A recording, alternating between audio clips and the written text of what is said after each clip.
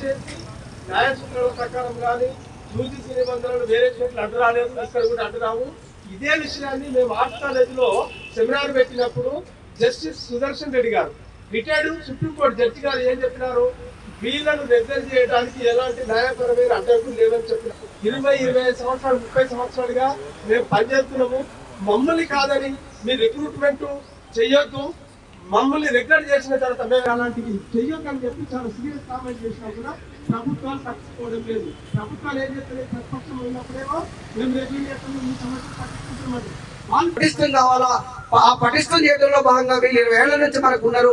వాళ్ళకి కొంత చేయుతనిచ్చే ఎంకరేజ్మెంట్ గా వాళ్ళకి మనం యూజీసీ పే స్కేల్స్ లేదా రెగ్యులేషన్ చేసి వాళ్ళకి ఇంకా ఉద్యోగ భద్రత ఇస్తే వాళ్ళు మనకి ఇంకా సర్వీసులు అందిస్తారనే ఆలోచన వాళ్ళు చేయకుండా ఉన్నటువంటి పరిస్థితి నెలకొని ఉన్నది. కాబట్టి మీరు గతంలో టిఆర్ఎస్ గవర్నమెంట్ చేస్తున్నటువంటి వైఫల్యాలని, టిఆర్ఎస్ గవర్నమెంట్ పెడుతున్నటువంటి ఇబ్బందులని, టిఆర్ఎస్ గవర్నమెంట్ ప్రజలకు చేస్తున్నటువంటి అన్యాయాన్ని అడుగడుగునా కేసీఆర్ గారు చెప్పినారు. 10 ఏళ్ల కాలం పాటు న్యాయం జరుగుతుందేమోని ఆశగా ఎదురు చూసినటువంటి అధ్యాపకులు, కాంట్రాక్ట్ మిత్రులు ఎంతో మంది ఉన్నారు. న్యాయం జరగలేదు. న్యాయం జరగకపోగా ఉన్నటువంటి పరిస్థితులనే ఇంకా దిగజార్చేటువంటి కార్యక్రమాలు జరిగినాయి. కేవలం ఎన్నికల కోసం ఎన్నికలను అవకాశవాదంగా మలుచుకొని కొన్ని నిర్ణయాలు తీసుకోవడం జరిగింది. తద్వారా జూనియర్ కాలేజీలలో, డిగ్రీ కాలేజీలలో ఏ నిబంధన అడ్డు రాలే మీకు భర్తీ చేయడానికి, వాళ్ళని రెగ్యులరైజ్ చేయడాన్ని మేము హర్షిస్తున్నాం. కానీ మరి ఈ యూనివర్సిటీలో పనిచేస్తున్నటువంటి కాంట్రాక్ట్ అసిస్టెంట్ ప్రొఫెసర్లు వీళ్ళ పరిస్థితి ఏందనేది మేము అడుగుతా ఉన్నాం. నిజంగా చిత్తశుద్ధి ఉంటే యూజీసీ నిబంధనలు, ఈ నిబంధనలు, ఆ నిబంధనలు అన్ని ఉత్తాయే. మీరంతా మేధావి వర్గం, మీరు ఆలోచన చేసుకోండి. ఒక చట్టసభ చట్టం చేస్తే యూజీసీ ఏం చేసి పారేస్తారు? ఒక చట్టసభ తీర్మానం చేసి ఎస్ ఇది ప్రజా తీర్మానం అన్న తర్వాత నీ కోర్టు ఏం చేస్తుంది, నీ యూజీసీ ఏం చేస్తుంది? మనం రాజ్యాంగంలో కాయిదాలని చెప్పి కొత్త కాయిదాలు పెట్టుకుంటున్నటువంటి టైంలో మరి ఈ ప్రజలకు ఇచ్చినటువంటి హామీని నెరవేర్చుకునే విషయంలో ఒక 2 పాయింట్లు పెట్టుకుంటే తప్ప. ఈ ప్రభుత్వానికి కూడా నిన్ననో ఇవాళ సీతారామ ప్రాజెక్టుకు అనుమతులు అని చెప్పి, సీతారామ ప్రాజెక్టుకు వాస్తవానికి 7,200 కోట్లతో కట్టాలి. అది దాన్ని 19,000 కోట్లకు తీసుకుపోయారు. అంతా ఏడాది 2 ఏళ్ళ. ఇక్కడ ఏ నిబంధనలు అడ్డు రాలేదు. నీకు ప్రాజెక్టులకు కాస్ట్లు పెంచుకునే కాడ, కాంట్రాక్టులు పట్టుకునే కాడ నిబంధనలు ఎక్కడ అడ్డు రాలే. కానీ కాంట్రాక్టు అధ్యాపకుల దగ్గర మాత్రం, ప్రొఫెసర్ల దగ్గర మాత్రం నిబంధనలు అడ్డొస్తా ఉన్నాయి. గత పాలనలో జరిగినటువంటి అన్యాయమే ఈ పాలనలో కూడా జరుగుతూ ఉంటే గత పాలకులు పట్టిన గతే ఈ పాలకులు కూడా పడుతుంది. అంతకంటే ఎక్కువ రాష్ట్ర ప్రభుత్వం ముందు మేమందరం డిమాండ్ చేస్తా ఉన్నాం, వీళ్ళను తక్షణమే రెగ్యులరైజ్ చేయాలి. మనం మేనిఫెస్టోలో చెప్పినటువంటి అంశాలన్నీ ఆ రోజు కాంగ్రెస్ పార్టీకి ఓట్లు కురిపించినాయి. ఇవాళ మేనిఫెస్టోని తప్పడం అంటే మీరు తల్లి పాలు దాగి రొమ్ము గుద్దినటువంటి విధంగా ఉంటుందని చెప్పి ఈ రాష్ట్ర ప్రభుత్వానికి తెలియజేస్తా ఉన్నారు. ఏమడుగుతా ఉన్నారు వీళ్ళు? గొంతమ్మ కోరిక కాదే, రెగ్యులరైజేషన్. 20-30 సంవత్సరాలుగా ఈ యూనివర్సిటీని పట్టుకొని ఈ యూనివర్సిటీయే జీవనాధారం అని చెప్పి కనీసం ఒక పూట భోజనం చేద్దామని మీరు సౌకర్యాలు ఇచ్చినా ఇయ్యకపోయినా పని చేసి విద్యార్థులను భవిష్యత్ తరాలకు అందిస్తే ఇలా మీ ప్రభుత్వాలు చేస్తున్నటువంటి కార్యక్రమం మీరు ఓడ దాటిన తర్వాత ఓడమల్లయ్య అనే చందంగా మీరు వ్యవహరిస్తా ఉన్నారు. అసెంబ్లీలో మాట్లాడిన మాటలకు ఏమైనా అర్థం ఉందా?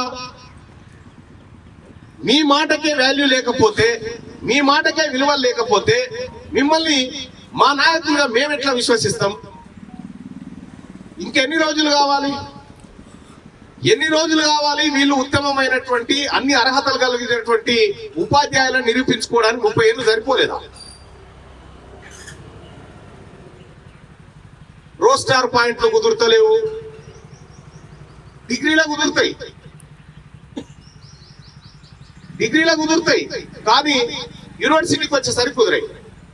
కానీ పరిష్కార మార్గం ఒక్కటే గుర్తుపెట్టుకోండి, చిత్తశుద్ధి కలిగినటువంటి విద్యా వ్యవస్థను బాగు చేయాలని చిత్తశుద్ధి కలిగిన ప్రభుత్వాలు ఉన్నప్పుడు వాళ్ళు ఏమైనా ఉంటే రాష్ట్ర ప్రభుత్వం నిజంగా ఏం చేయాల్సిందంటే ఇన్ని రోజుల పాటు కష్టపడి ఈ యూనివర్సిటీలను నాశనం కాకుండా కాపాడినటువంటి అధ్యాపకులారా, మీరందరూ రవీంద్ర భారతికి రండి అని చెప్పి మీ కాళ్ళు కడిగి మీ రెగ్యులర్ పత్రాలు చేతిలో పెట్టి తోలియాల్సినటువంటి సందర్భం ఉంది. కానీ ఆ ప్రయత్నం చేయకపోగా మీరు సమ్మె చేసుకొని మీరు ఏమన్నా చేసుకొని మేము మా పందాలో పోతాం అనేటువంటి వ్యవహారం ఏదైతే ఉందో దీన్ని తీవ్రంగా ఖండిస్తా ఉన్నాం. ఇవాళ రోస్టర్ పాయింట్లు కుదురుతలేవంటే నువ్వు భర్తీ చేసినాడు సగా ఏనట్టే కదా కథ. నువ్వు భర్తీ చేసినాడే పొరపాటు చేసినావు.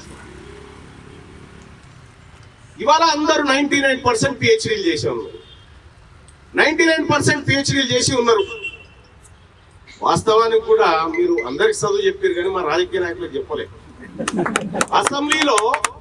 అసెంబ్లీలో ఒక్కరిని చూపెట్టుకు ఒక పిహెచ్డీ చేసినాడు ఎవరున్నారు మీకు కనిపించారు, ఒకరిద్దరు తప్ప. చదువు రాని వాళ్ళ సంఘంలో కూర్చుంటే మీ సమస్యలు తీరితే ఎట్లా అంటే ఇట్లా చదువుకున్నటువంటి వ్యక్తులు చట్టసభల్లో ఉంటే, ఈ సమాజం పట్ల బాధ్యతలు ఉన్నటువంటి వ్యక్తులు ఉంటే ఈ పరిస్థితులు ఉండవు. మరి అలా చదువు వచ్చిన వాళ్ళను రానోళ్లను సంతల సరుకు లెక్క మనం చట్టసభలకు పోతా ఉంటే ఇటువంటి జీవోలు ఇటువంటి నిబంధనలే వస్తాయి. కాబట్టి అధ్యాపక బృందానికి కూడా చెప్తా ఉన్నా, మీ కష్టం మీ శ్రమ ఏ రోజు కూడా వృధా పోదు, పోనీయం కూడా మేము అండగా నిలబడతాం ఖచ్చితంగా. ఇవాళ యూనివర్సిటీ స్టార్ట్ అయినటువంటి ఈ ఉద్యమం రేపు మరో మలుపు తీసుకుంటది. ఈ ఉస్మానియా యూనివర్సిటీలో ప్రారంభమైన ఏ యుద్ధం కూడా తీరాన్ని చేరకుండా ఆగలే. ఖచ్చితంగా ఇక్కడ పుట్టినటువంటి ఈ కాంట్రాక్ట్ అసిస్టెంట్ ప్రొఫెసర్లకు సంబంధించినటువంటి రెగ్యులరైజేషన్ ఉద్యమం ఏదైతే ఉందో అది ఖచ్చితంగా తీరాన్ని చేరుస్తుంది, తీరానికి చేరాల్సిందే. అసలు ప్రభుత్వం కాంట్రాక్ట్ మీద నడుస్తుందా, రెగ్యులరైజేషన్ మీద నడుస్తుందా? ప్రభుత్వానికే ఏ నిబంధన అడ్డొస్తలేదేమే వాళ్ళు చేసుకోవడానికి, పనులు చేసుకోవడానికి. ఇవాళ యూనివర్సిటీలలో ఉన్నటువంటి అవస్థాపన సౌకర్యాలకు నిధులు లేవు, బడ్జెట్లలో పెట్టుడు లేదు, విద్యా వ్యవస్థను సర్వనాశనం చేయదలుచుకున్నారు మీరు. నేను మొన్న అసెంబ్లీలో మండలిలో మాట్లాడుతూ చెప్పిన 80 దేశాల జనాభా ఎంతనో భారతదేశంలో చదువు రానటువంటి నిరక్షరాస్యులు ఈక్వల్ టు గంతే ఉన్నారని చెప్పింది. మరి ఇది విద్యా వ్యవస్థను బాగు చేస్తున్నామా, మనం ఇంకా దిగజారుస్తా ఉన్నామా? ఇవాళ 1200 మంది టీచర్లు వచ్చి టెంట్ వేసుకొని కింద కూర్చుంటే రాష్ట్ర ప్రభుత్వానికి బాధ లేదా, బాధ్యత లేదా? ఒక ఎమ్మెల్యే ముఖ్యమంత్రి గారి మీద అలిగిపోతే ఆయన ఇంటి దాకా పోయొచ్చు. 1200 మంది ఈ వ్యవస్థ మీద అలిగి కూర్చుంటే ఇక్కడికి రావాల్సినటువంటి బాధ్యత లేదా ప్రభుత్వానికి? కాబట్టి కాంట్రాక్ట్ ప్రొఫెసర్స్ ఎవరైతే ఉన్నారో మీ అందరూ కూడా న్యాయబద్ధమైనటువంటి డిమాండ్, ప్రజల డిమాండ్, ప్రజల నుంచి వచ్చేటువంటి ఆవేదన సంపూర్ణంగా తీర్చేటువంటి బాధ్యత గల ప్రభుత్వంగా ఈ ప్రభుత్వం మెలగాలి. లేకపోతే ఈ పరిస్థితి అసలు వాస్తవానికి అప్పుడున్నటువంటి కేసీఆర్ గారు చెప్పిన లెక్కతోటే ఇవి ఒక్క పెన్నుపోటుతో రెగ్యులరైజ్ కావాల్సినటువంటి అంశాలన్నింటినీ మీరు మరింత కఠినం చేసి ఈ వ్యవస్థను దిగదార్చే ప్రయత్నం చేస్తా ఉన్నారు. అలాగే యూనివర్సిటీలలో కూడా కంచెలే ఉన్నాయని చెప్పే, కంచెలు కూడా కొట్టిందని చెప్పే, కానీ ఇవాళ కొత్త నిబంధనలు తీసుకొచ్చి అసలు నిరసన ఆవాజు వాళ్ళ ఆవేదన బయటికి రాకుండా రకరకాల నిబంధనలు తీసుకొచ్చి వాళ్ళ ఉద్యోగస్తులను, విద్యార్థులను అన్యాయం చేస్తా ఉన్నది ఈ యూనివర్సిటీ వ్యవస్థ. ఇవాళ హైయర్ ఎడ్యుకేషన్ డిపార్ట్మెంట్ కూడా చెప్తా ఉన్నాం, మీరు ఇంకా దిగజార్చి ఇంకా వ్యవస్థలను ఆగం చేస్తామనుకుంటే మీ వ్యవస్థ ఆగమైపోతుంది. ఇక్కడ వీళ్ళందరూ వీళ్ళందరూ కూడా ఈ వ్యవస్థను నమ్ముకొని, ఈ చెట్లను నమ్ముకొని, ఈ క్లాస్ రూమ్లను నమ్ముకొని పనిచేసినటువంటి కాంట్రాక్ట్ అసిస్టెంట్ ప్రొఫెసర్స్ ఎవరైతే ఉన్నారో వీళ్ళ కోసం నువ్వు ఒక జీవో తీస్తే మేము సంతోషపడి పాలాభిషేకం చేసేవాళ్ళము. కానీ నువ్వు జీవో నెంబర్ 21 తేవడం అంటే దేనికోసం తెచ్చినావు? మీ అందరినీ తీసేస్తున్నటువంటి జీవో కాగితమే అది. మీ అందరినీ చెప్పా పెట్టకుండా మిమ్మల్ని తొలగిస్తున్నామని చెప్పి ఒక జీవో కాగితం తీసుకొచ్చారు.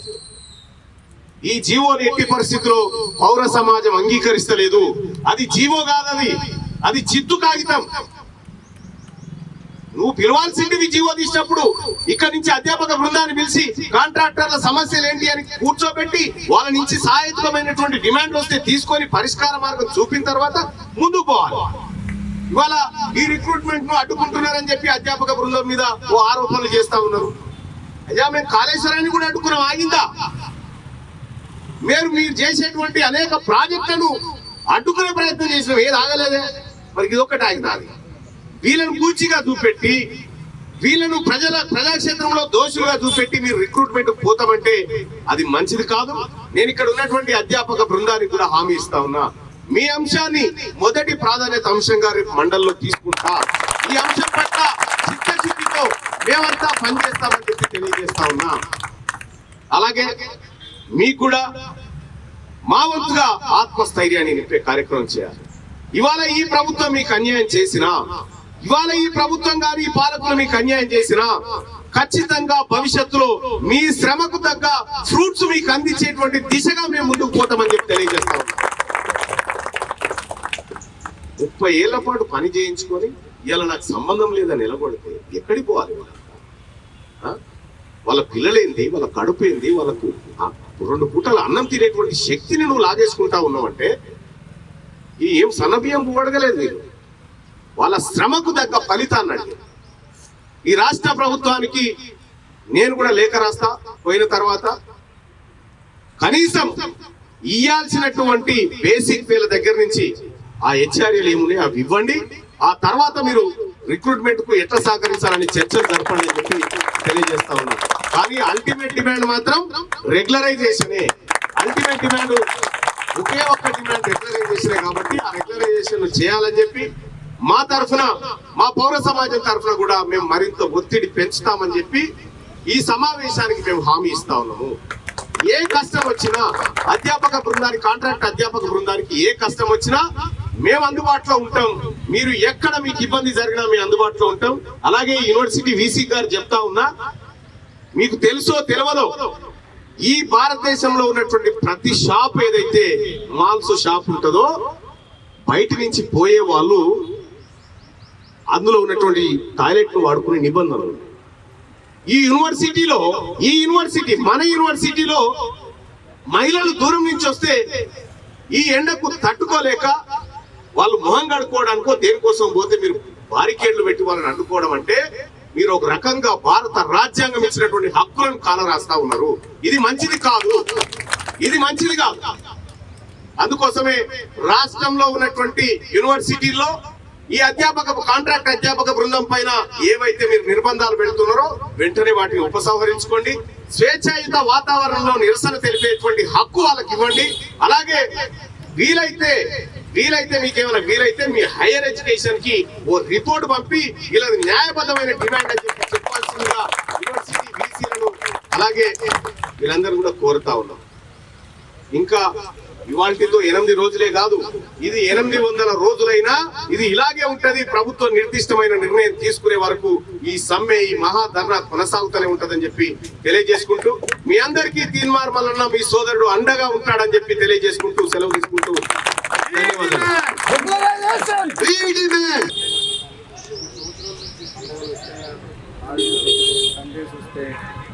అంబేద్కర్ జయంతి వస్తే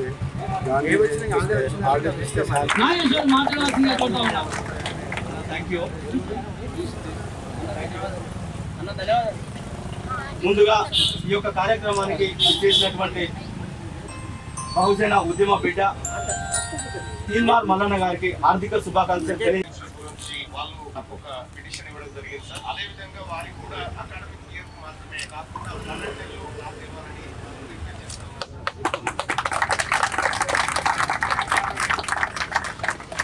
చాలా క్లియర్ గా పార్ట్ టైం అధ్యాపకులు ఎదుర్కొన్నటువంటి సమస్యలు ఏవైతే ఉన్నాయో అవన్నింటినీ కూడా అసెంబ్లీలో మన పక్షాన ఇచ్చిన మాట నిలబెట్టుకోకపోతే మనం ఈ ప్రజలను మోసం చేసినట్టయితుంది. మోసం చేసేటువంటి ప్రభుత్వానికి గద్దెల మీద కూర్చునేటువంటి హక్కులు ఉండవు. కాబట్టి ఇచ్చిన మాట నిలబెట్టుకొని మినిమం టైం స్కేల్ ఇవ్వాలి. ఈ పార్ట్ టైము, ఆ తర్వాత ప్రైవేటు, ఆ తర్వాత రెగ్యులరు, ఇట్లా ఈ వర్గీకరణ ఈ తరీకలో ఎప్పుడో జరిగిపోయింది. ఈ వర్గీకరణలో ఎందుకు చేసిరు అనేది నేను పొద్దున ఒకసారి సిస్టమ్ ముందు కూర్చొని ఏమేం జరిగింది దేశంలో అనేది చూస్తా ఉంటే ఒక భయంకరమైన నిజం తేలింది. అది నేను మార్నింగ్ న్యూస్లో ఎప్పుడన్నా చెప్తా. అసలు ఎందుకు పుట్టింది ఈ వ్యవస్థ అనేది, వీళ్ళు ఎందుకు పుట్టిరు, కాంట్రాక్టర్లు ఎందుకు ఆ వ్యవస్థ వచ్చింది అనేది ఒక భయంకరమైనటువంటి నిజాన్ని నేను గుర్తించడం జరిగింది. అది ఇంతమందిలో కాదు మొత్తం ప్రపంచానికే చెప్తా ఆ న్యూస్లో. కానీ ఇప్పుడున్నటువంటి పరిస్థితుల్లో తెలంగాణ రాష్ట్రంలో 12 యూనివర్సిటీలు ఉంటాయి. ఈ యూనివర్సిటీలో పార్ట్ టైం, టెంపరవరీ, మళ్ళీ ఎవ్రీ ఇయర్ రెన్యువల్ ఉండాలి. ఏం లేదు కదా, అంటే వాళ్ళు పిలిచినప్పుడు పోయి చెప్పి రావాలి. ఈ పార్ట్ టైం గంట చెప్పడం కోసం నేను 8 గంటలు ఉండాలి. గంట చెప్పడం కోసం 8 గంటల పాటు అక్కడ ఉండాలా.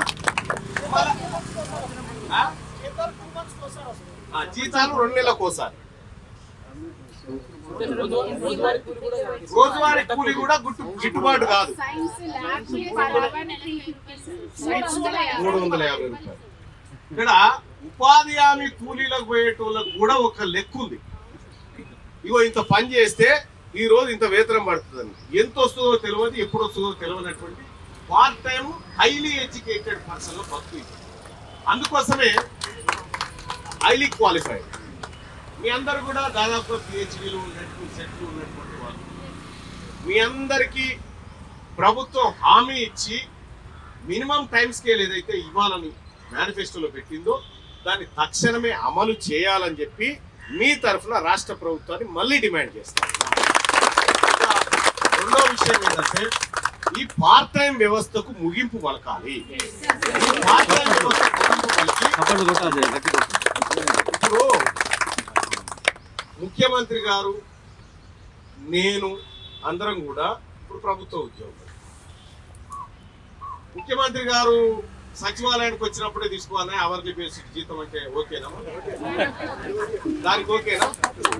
మేము కూడా మేము ఎంత పడుకున్నా మా జీతాలు, ఫామ్ హౌస్లో పడుకున్నా జీతాలు, ఏమీ పని చేయము. మళ్ళా పెద్ద క్వాలిఫికేషన్లు కూడా ఉండే, మా తాన పెద్ద క్వాలిఫికేషన్లు కూడా ఉండే. వాళ్ళ పిల్లలకు మళ్ళీ మీరే చెప్పాలి. ఒక ఆయన ఏలు ముద్రలు వేస్తే ఆయన కూడా అందులో కూర్చొని మంత్రి కూర్చొని ఉంటాడు. ఇప్పుడు కాదనుకో, ఉన్నటువంటి వాళ్ళు. అటువంటి వాళ్ళందరికీ మరి పార్ట్ టైం జీతాలే ఇస్తే ఎట్లుంటది? మనకున్నట్టే కుటుంబాలు వీళ్ళకు కూడా ఉన్నాయి కదా. మరి మనకొక న్యాయం, వీళ్ళకొక న్యాయం ఎందుకు? ఇవాళ ఒక్కసారి ఎమ్మెల్సీ అయితే, ఎమ్మెల్యే అయితే ఒక ఎమ్మెల్యేకు 2,70,000 రూపాయల జీతం. పని చేయకపోని పబ్లిక్ కలవకపోని. కానీ మీరు టెన్షన్గా మీకు కేటాయించినటువంటి సమయాన్ని వాడుకొని విద్యాబుద్ధులు నేర్పిస్తా ఉంటే మీకు మాత్రం ఈ ధర ఇలా 15,000 రూపాయలు మీకు ఒక నెలకు దొరుకుతా ఉంటే, పోలీసుల దగ్గర ఉన్నటువంటి ఆ డాగ్ ఏదైతే ఉంటుందో ఆ కుక్కకు 17,000 మన భక్తులు ఆడుండే అవి ఆడుండే ఒకసారి అర్థం చేస్తారు. ఈ విద్యా వ్యవస్థను కాపాడాల్సినటువంటి ప్రభుత్వాలు ఈ రకరకాల ఉద్యోగ విధానాలు, పార్ట్ టైం అని ఈ విద్యా విధానం తీసుకొచ్చి ఈ యూనివర్సిటీలను ఖాళీ చేసి తద్వారా యూనివర్సిటీల భూములను అమ్ముకొని అవతల పడాలనేది వీళ్ళ ఇంటెన్షన్. మరి వాస్తవానికి ఈ పార్ట్ టైం టీచర్లకు మీరు మేనిఫెస్టో మందమే పనికొస్తారా వీళ్ళు? ఆ తర్వాత ఇంప్లిమెంటేషన్ కాడ ఏమైనా ఈ ప్రభుత్వానికి చొరవ ఉందా? ఈ ప్రభుత్వం సమాధానం చెప్పాలి. విద్యాశాఖ మంత్రి ముఖ్యమంత్రి కాబట్టి ముఖ్యమంత్రి చెప్పాలి సమాధానం.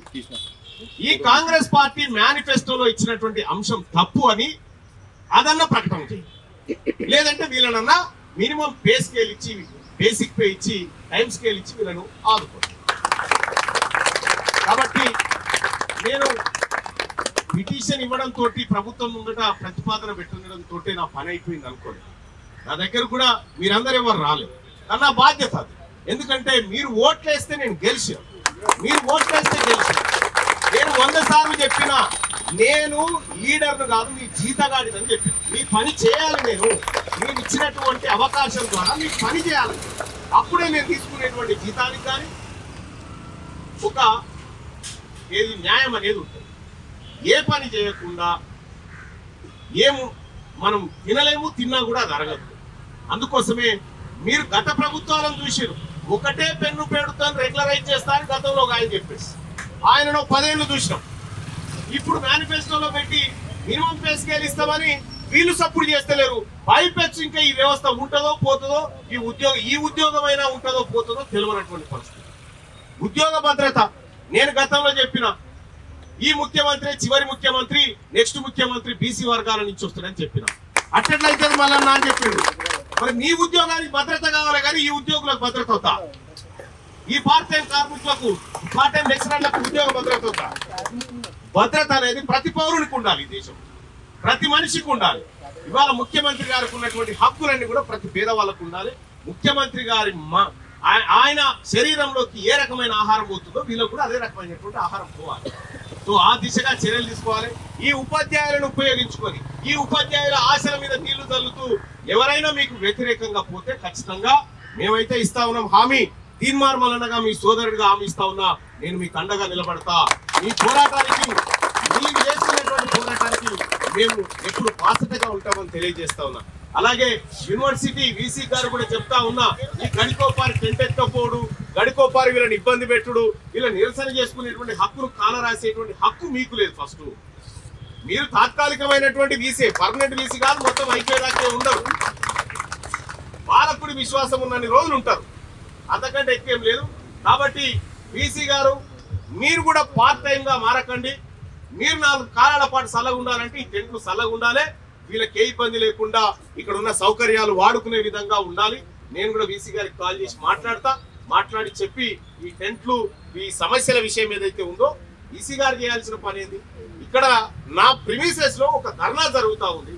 ఈ ధర్నాకు రాష్ట్ర ప్రభుత్వానికి లింక్ ఉంది. రాష్ట్ర ప్రభుత్వం ఇచ్చినటువంటి మేనిఫెస్టోలో ఈ అంశాలను ఇంప్లిమెంట్ చేయమంటున్నారు. కాబట్టి ఈ ఉద్యోగస్తుల తరఫున నేను ఈ వీసీగా ఈ రాష్ట్ర ప్రతిపాదన పెడతా ఉన్న రాష్ట్ర ప్రభుత్వం ముంగట ఈ డిమాండ్ పరిష్కరించుకొని ఈ పని చేయాలి. ఈ టెంట్ కూడా వేయకపోతే ఎట్లయితే తీసుకోవచ్చు.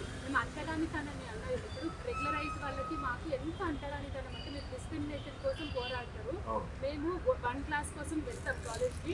Examination duty morning 9 to 10 class ఉంటుంది. ఎగ్జామినేషన్ డ్యూటీ till 5 వరకు ఉంటుంది. ఇంటికి జస్ట్ ఫర్ 700 రూపీస్. మళ్ళీ అదే 700. పేపర్ వాల్యుయేషన్ మేమే చేయాలి, రైటింగ్ మేమే చేయాలి, పేపర్ సెట్టింగ్ మేమే చేయాలి, అన్ని ఈక్వల్ టు వాళ్ళతో వర్క్ చేస్తాం. ఇదో రకమైనటువంటి శ్రమ దోపిడీ కార్యక్రమం ఇది. ఈ దోపిడీ ఆగాలి. వీళ్ళకు చేస్తున్నటువంటి పనికి గౌరవప్రదమైనటువంటి వేతనం దక్కాలనేది తీర్మానంగా ఇక్కడ పార్ట్ టైం లెక్చరర్స్ ఎవరైతే ఉన్నారో ఏ కష్టం వచ్చినా నా ఆఫీస్ ఉన్నది, మీరు రండి, మీ తరఫున నేను మాట్లాడి నేను మీ సమస్యను మా భుజాల మీద వేసుకుంటామని చెప్పి తెలియజేసుకుంటూ మీరు అధైర్యపడుతుంది. ఖచ్చితంగా మీకు లేటెస్ట్ న్యూస్ తెలుగు మరియు ఇంగ్లీష్ అప్డేట్స్ కోసం ఇప్పుడే క్యూ న్యూస్ అఫీషియల్ యాప్ ని ప్లే స్టోర్ నుండి డౌన్లోడ్ చేసుకోండి. సరికొత్త సమాచారాల కోసం క్యూ న్యూస్ వెబ్సైట్ ని ఫాలో అవ్వండి. ఛానల్లో ప్రాంతీయ, జాతీయ, అంతర్జాతీయ వార్తలు వీక్షించండి. లైక్ చేయండి.